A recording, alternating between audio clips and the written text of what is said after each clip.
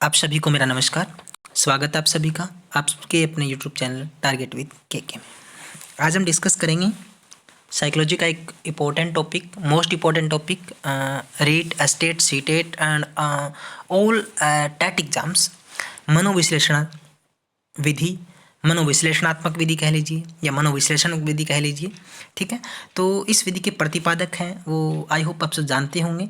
ये हैं Vienna Australia निवासी सिगमंड फ्रायड। ठीक है, ये प्रसिद्ध मनोवैज्ञानिक हैं। तो जो प्रसिद्ध मनोवैज्ञानिक सिगमंड फ्रायड की जो मनोविश्लेषणात्मक विधि है उसका हम अध्ययन करेंगे और इसमें ईद ईगो सुपर ईगो के बारे में काफ़ी विस्तार से हम चर्चा भी करेंगे। और इसका एक जो क्वेश्चन है वो हर एग्जाम में मोस्टली क्वेश्चन आता ही आता है। ठीक है, तो ये रीट के लिए स्टेट सीटेट यूपी टेट जितने भी स्टेट से संबंधित एग्जाम होते हैं तो उसमें ये क्वेश्चन आता है जहाँ साइकोलॉजी के क्वेश्चन आते हैं। ठीक है, तो इस वीडियो में बिल्कुल ये छोटा सा टॉपिक हमारा सिर्फ 10 मिनट का टॉपिक रहेगा। इसमें हम कंप्लीट डिस्कस है वो इस टॉपिक के ऊपर करने जा रहे हैं। चलिए शुरू करते हैं मनोविश्लेषण विधि सिगमंड फ्रायड के बारे में। तो इस विधि का प्रतिपादक है वो सिगमंड फ्रायड ने किया था और उन्होंने कहा था कि व्यक्ति का अचेतन मन भी उसके व्यवहार को प्रभावित करता है।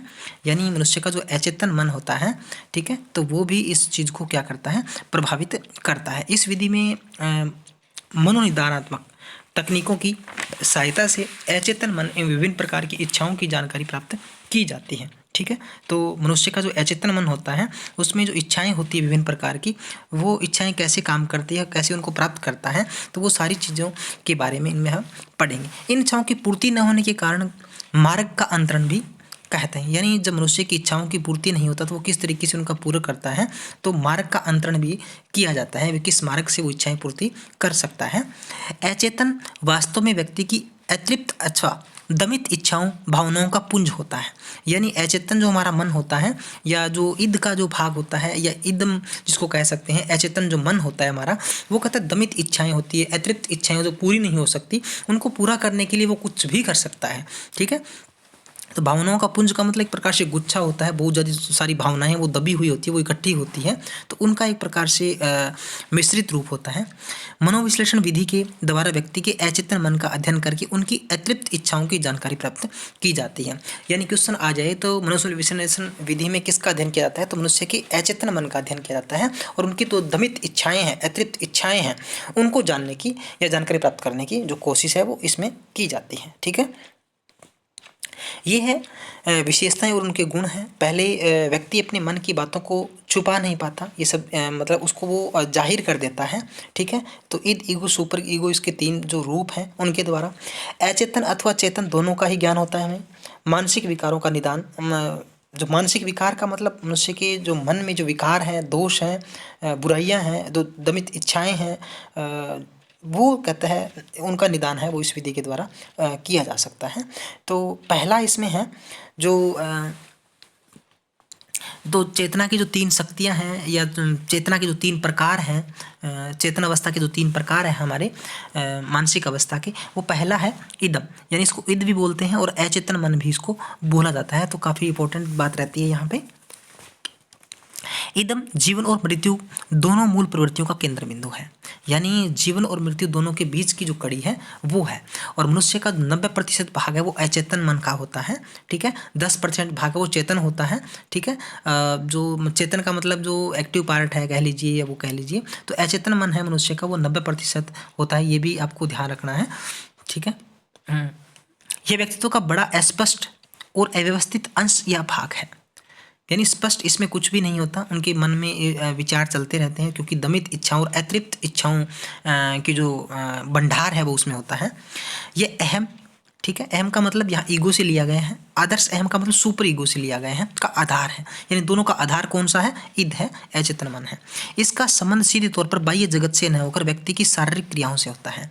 यानी उनकी जो अतृप्त इच्छाएं होती हैं, दमित इच्छाएं हैं, भावनाओं का जो पुंज है, उससे डायरेक्ट इसका संबंध होता है। जहाँ से वह शक्ति ग्रहण करता है, ठीक है, वहीं से उसको पावर मिलती है, जहाँ से उसको जनरेट करता है।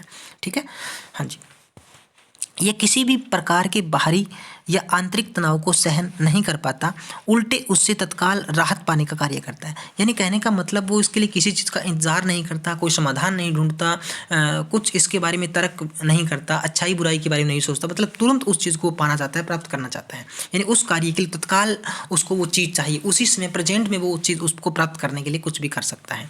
इसीलिए सिगमंड फ्रायड ने इसको तत्कालिक सुख भी कहा है। यानी प्रेजेंट में उस समय उसको वो सुख चाहिए, ठीक है। तो ऐसी स्थिति है वो इग्ध होती है, इद्ध होती है, अचेतन मन की होती है, उसमें होती है। इसकी विशेषताएं क्या क्या है? यह मन हमेशा नकारात्मक पशु प्रवृत्ति के समान होता है। यानी उसको तत्काल वो चीज़ चाहिए, चाहे उसका भला हो, बुरा हो, कुछ भी हो, चाहे सामने वाले का बुरा हो, कुछ नहीं उसको फर्क पड़ता, लेकिन उसको परम सुख की आवश्यकता उस समय है, ठीक है। इस मन के आधार पर व्यक्ति अच्छे या बुरे कर्म के न करके जो मन में ठान लेता है वही कार्य करके रहता है, ठीक है। और काम प्रवृत्ति का मुख्य इसको केंद्र माना गया है, ठीक है। संपूर्ण प्रकार की जो इच्छाओं का जन्म है वो यहीं से होता है। दोनों प्रकार की मूल प्रवृत्तियां होती हैं इसमें, ठीक है। ये हमेशा मन को आनंद की कल्पना करता है, यानी आनंद का जिस काम में उसको आनंद मिलता है तत्काल वो वही कार्य करता है, और इसके लिए वो पशु प्रवृत्ति तक भी जा सकता है, ठीक है। हमेशा आनंद की कल्पना करता है। प्रत्येक व्यक्ति में लगभग 90% इसका जो एक्टिव पार्ट है वो तत्काल में होता है, ठीक है। इसका एग्जाम्पल के द्वारा इसको समझ सकते हैं, ठीक है। कोई भी इसको ले लीजिए, आप किसी भी व्यक्ति पर इसको ले सकते हैं, ठीक है। हाँ, इसमें ये कहा गया है कि जैसे कोई भी बालक है, विद्यालय जाता है, मतलब कहीं भी जाता है, वो बाजार में जाता है, लेकिन भूल के कारण नाश्ते के लिए पैसे न होने के कारण, या उसको मतलब एक तरह से टेस्ट के लिए उसको कोई चीज़ पसंद आ गई है, उसको उस चीज़ को वो पसंद है, किसी प्रकार से कह लीजिए, उसको खाने का मन है उस चीज़ का, मिठाई की दुकान को देखता है, उसके मन में वह इच्छा जागृत होती है कि इस मिठाई को खा लूँ या उठा लूँ वहाँ से। फल वाले की रेहड़ी पे है, कुछ भी ऐसा चीज़ उसको जो पसंद है और वहाँ वो पहुँच जाता है, वहाँ उसको चीज़ है वो मतलब मन में अच्छी लगती है कि मैं इस चीज़ को खा लूँ, चाहे वो मिठाई है, चाहे फल है, कुछ भी प्रकार का है, और वह दुकान के पास जाता है और यह देखता रहता है कि कब दुकान वाला अंदर जाए और मैं उस चीज़ को खा लूँ या उठा लूँ। यानी वो उस समय उस चीज़ को प्राप्त करने की परम कोशिश करता है, चाहे उसके सामने कुछ भी परिस्थितियाँ आए, वो चोरी के इल्ज़ाम में पकड़ा जाए, पुलिस उसको ले, उसको इस चीज़ का कोई डर नहीं है, उसके दिमाग में ये चीज़ें ही नहीं होती, सिर्फ वो उस चीज़ को खाने के लिए तत्काल जो सुख प्राप्त करने की इच्छा है वो उसके लिए कोशिश करता है, ठीक है। दुकानदार उसको पकड़ लेगा, उसको पिटाई होगी, उस पर इल्ज़ाम लगेगा, इस तरह इसका मन में उसके डर ही नहीं है, क्योंकि उसको समझ ही नहीं है इस चीज़ की कि वो उसके बाद की स्थिति क्या होगी। वो तत्काल सोचता है कि वो उस चीज़ को प्राप्त करता है, ठीक है।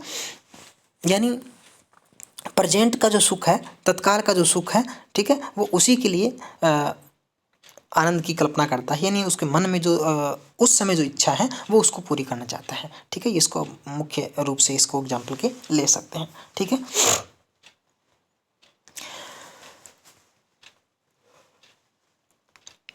यहाँ उसको समझ भी सकते हैं, बालक किसी भी सोच विचार के यह कार्य करने के लिए तैयार हो जाता है, भले ही उसे किसी भी प्रकार का दंड मिले, अर्थात बिल्कुल अचेतन मन में कार्य करने के लिए तैयार हो जाता है, ठीक है। उसको चेतन अवस्था या जागृत अवस्था, एक्टिव जो पार्ट है दिमाग का, वो दिमाग काम नहीं कर रहा है, ठीक है। तो यहाँ पे वो इस चीज़ को समझने की मतलब उसमें बिल्कुल भी इस तरह का पावर नहीं है कि वो उस चीज़ को देख सके कि उसके जो परिणाम है वो क्या होंगे, वो क्या करने जा रहा है, लेकिन उस समय उस चीज़ को प्राप्त करने के लिए वो अच्छा बुरा कुछ भी करने को तैयार है, ये अचेतन मन होता है, ठीक है।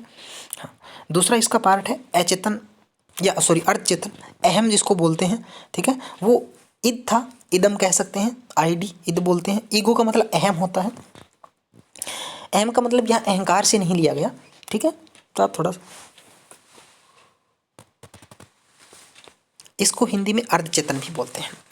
हमारे व्यक्तित्व का अहम अंग बाह्य वास्तविकताओं से संपर्क बनाए रखता है, ठीक है। तो जो इद है या इदम है उसका या अचेतन मन है उसका बाहरी शक्तियों से कोई मतलब, वो आंतरिक शक्तियाँ होती है, वो मतलब जो दमित इच्छाएं हैं, भावनाओं का परिणाम होता है, लेकिन यहाँ जो व्यक्ति का संबंध है वो बाह्य वास्तविकता से होता है, ठीक है। यह व्यक्तित्व का वह व्यवस्थित अंग है जो व्यक्तित्व का केंद्र है, यानी उसको पर्सनालिटी का जो केंद्र बिंदु है, सेंटर पॉइंट है वो होता है। और बाह्य जगत इदम और आदर्श अहम यानी परम ईगो है, सुपर ईगो है कि मध्य संयोजन का कार्य करता है, ठीक है, जोड़ने का काम करता है उसको। यह व्यक्ति के दूसरे संगठनों को नियंत्रित करता है और उनसे स्वयं नियंत्रित भी होता है। प्रत्यक्षीकरण, अधिगम, स्मरण, तर्क और विचार के आधार पर अहम व्यवहार को इस प्रकार से निर्दिष्ट करता है ताकि इदम आवेगों की पूर्ति बाह्य वास्तविकता के अनुसार हो सके। ठीक है, यानी वो जो इदम हमने पिछले जो टॉपिक था हमारा ईद का, अचेतन अवस्था का, उसको प्राप्त करने के लिए बात कर रहा है। यानी वो इस प्रकार से व्यवहार करता है कि दोनों के बीच की जो कड़ी है वो निकाल लेता है।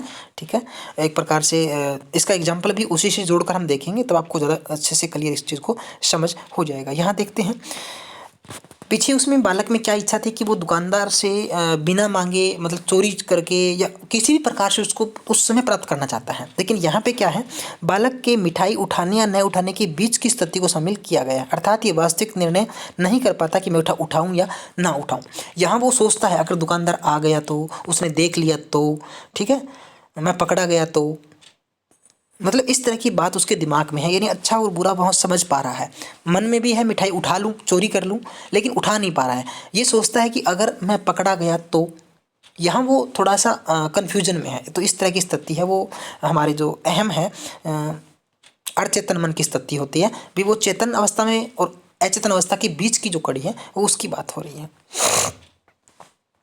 विशेषता इसकी क्या है, यह ईद और सुपर ईगो दोनों के बीच का तालमेल का कार्य करता है। ठीक है, मन में व्यक्ति में अच्छे बुरे के बारे में पता होता है कि क्या करना चाहिए और क्या नहीं, लेकिन वह अल्पकालीन तार्किक प्रवृत्ति होती है जो कि सुपर ईगो से पहले की अवस्था है।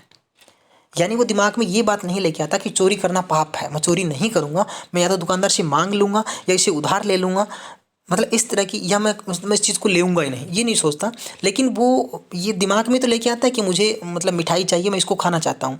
लेकिन वो थोड़ी सी बात ये भी सोचता है कि अगर मैं पकड़ा गया तो, मतलब चोरी का इल्ज़ाम लगा तो, किसी ने देख लिया तो, चोरी भी करना चाहता है लेकिन उसको डर भी है। तो दोनों बातें हैं। तो ये वो चीज़ है, ये मन व्यक्ति को वास्तविकता के बारे में ज्ञान करवाने की कोशिश करता है। वकील या पुल का सिद्धांत भी इसको कहा जाता है। यानी वकील है वो मीडिएटर का काम करता है दो पक्षों के बीच में। तो वहाँ होता है, ये व्यक्ति के व्यवहार पर नियंत्रण करता है, इसलिए इसे मन का शासक भी कहा जाता है। ठीक है, तो मन को मतलब नियंत्रण करने वाला जो है।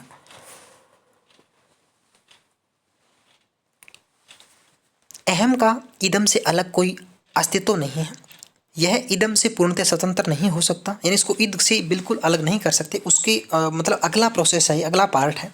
ईद और अहम और इदम के आपसी संबंधों पर अधि अहम यानी जो परम ईगो है, सुपर ईगो है, का प्रभाव डाला जाता है, तो आंशिक रूप से इदम के विरुद्ध प्रतिकरण है।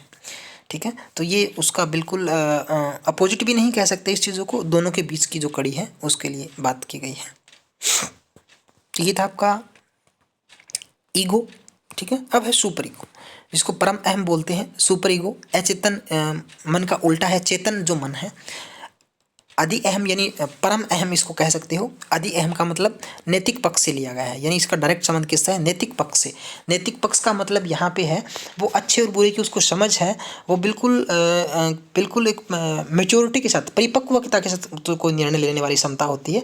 यानी उसको ये समाज का डर है, अच्छाई बुराई का डर है, सब प्रकार का उसको डर है। ये नैतिकता की चीज़ को, वो सामाजिकता की बात को ज़्यादा मायने रखता है, और मेच्योरिटी की यहाँ बातें सारी होती हैं। व्यक्तित्व का यह अंग सबसे अंत में विकसित होता है। ठीक है, एक मतलब व्यक्ति जब मैच्योर हो जाता है, अच्छे बुरे की समझ उसमें विकसित हो जाती है, समाज में वो अपना प्रभाव उसका जो बन जाता है, उसकी एक तरह चरित्र निर्माण की जो बात है वो बन जाती है, सब कुछ उसका क्लियर हो जाता है। जैसे माता पिता है, उनकी छवि बन जाती है समाज में, अध्यापक गण है, समाज के नैतिक मूल्यों आदर्शों की अभिव्यक्ति अधि अहम यानी सुपर ईगो परम जो ईगो है के रूप में होती है। ठीक है, चेतन मन के रूप में होती है। ये वास्तविकता के स्थान पर आदर्श की व्यक्त करता है। ठीक है, ये लोगों के सामने अपना आदर्श रूप प्रस्तुत करता है, सबसे अच्छा जो रूप होता है। चोरी नहीं करनी चाहिए, झूठ नहीं बोलना चाहिए, इधर उधर बेकार की बातें नहीं करनी चाहिए, यानी जो नैतिकता की बातें हैं, शिक्षाप्रद जो बातें हैं, अच्छाई की जो बातें हैं, गुणवत्ताप्रद जो बातें हैं, उसका करेक्टर वो निभाता है वहाँ पे। और इसका उद्देश्य सुख प्राप्ति नहीं होकर पूर्णता की प्राप्ति होता है। ठीक है, यानी वो बालक वहाँ पे सोचता है कि मुझे मिठाई खानी है, लेकिन उस समय जो सुपर ईगो वाला व्यक्ति होता है, जिनका चेतन मन वाला व्यक्ति होता है, वो कहता है कि मैं आज अगर मिठाई नहीं खाऊंगा तो भी कोई फ़र्क नहीं पड़ेगा, या मिठाई मतलब मुझे अगर थोड़ी देर बाद मिल जाएगी तो भी कोई फ़र्क नहीं पड़ेगा, मैं मिठाई नहीं लूँगा क्योंकि मेरे पास पैसे नहीं है, या मैं मतलब थोड़े से अपने खाने से काम चला लूँगा, थोड़ी देर बाद खा लूँगा। ठीक है, इस तरह की बातों से वो अपने आप को सेटिस्फाइड करता है, और वहाँ जो एक आदर्श रूप है वो प्रस्तुत करता है वहाँ पर। ठीक है, हाँ। अधि अहम सुपर ईगो बाल्यावस्था में अहम की ही उत्पन्न होता है। ठीक है, बाल्यावस्था में क्या होता है, अहम ही उत्पन्न होता है। यह प्रक्रिया तादात्म्य इसका मतलब होता है आत्मसात करना। तादात्म्य मतलब आत्मसात करना, अपने आप पर उस चीज़ को अपना लेना, लागू कर लेना उस चीज़ को, की मनोरचना के द्वारा संपादित होती है। इसे भले बुरे का विचार क्यों आदि का उत्तर दिए बिना ही होता है। माता पिता के गुणों को प्रारंभिक अवस्था में बालक अपने आप में आत्मसात कर लेता है, अपना लेता है, एक प्रकार से उसको धारण कर लेता है, अपने जीवन में लागू कर लेता है, जो कि अधि अहम के रूप में विकसित होते हैं। जैसे किसी बच्चे के माता पिता अगर बहुत अच्छे हैं, शांत स्वभाव से रहते हैं, प्यार प्रेम से रहते हैं, लड़ाई झगड़ा नहीं करते, कभी झूठ नहीं बोलते, किसी की बुराई नहीं करते, तो वो गुण नेचुरली से उस बच्चे में आ जाएंगे, क्योंकि वो उन चीज़ों को देखता है और वो चीज़ उस बच्चे को एक तरह से वो आत्मसात कर लेता है, उसको अपने जीवन में लागू कर लेता है और वो अधि अहम के रूप में विकसित हो जाते हैं। यानी वो भी उसमें नैतिकता के गुण है, वो मूल्य में उनके गुणों में शामिल हो जाते हैं। इसकी विशेषताएं देखिए, यह मन हमेशा व्यक्ति को अच्छे कार्य करने की ओर ले जाता है। ठीक है, आदर्श रूप है, लेकिन इनका विकास सबसे अंत में होता है, यानी जब व्यक्ति मैच्योर हो जाता है एक उम्र के बाद। ठीक है, और यह क्रियाशील भी अन्य की अपेक्षा कम ही रहता है। ठीक है, आगे देखिए, इसे नैतिकता, आदर्शवादी, सामाजिकता, अंतर्निहित आत्मा की आवाज़ भी कहा जाता है। अंतर्निहित आत्मा की आवाज़ का मतलब एक तरह से क्योंकि हर व्यक्ति के अंदर कोई ना कोई आदर्श रूप होता है। जैसे व्यक्ति के मन में एकदम से चोरी का ख्याल आया, तो उसकी आत्मा कहती अरे तू चोरी कर रहा है, बहुत गलत काम है, चोरी नहीं करनी चाहिए, लोग क्या सोचेंगे तेरे बारे में। ठीक है, तो इस तरह की बातें उसकी आत्मा की जो आवाज़, जिसको कहा गया है। यह मन केवल व्यक्ति विशेष में फ्राइड के अनुसार 10% ही होता है। ठीक है, तो हमारा जो खास करके जो कह लीजिए चेतन जो मन है वो 10% होता है। ठीक है, तो 1/10 भाग इसको हमारे मन का कह सकते हैं। आगे है मनोविश्लेषणवादी की, इसकी सीमाएं क्या है, लिमिटेशन क्या है। ठीक है, अधिक खर्चीली होती है, इस चीज़ को मतलब ज़्यादा हम प्रोजेक्ट के रूप में उपयोग नहीं कर सकते।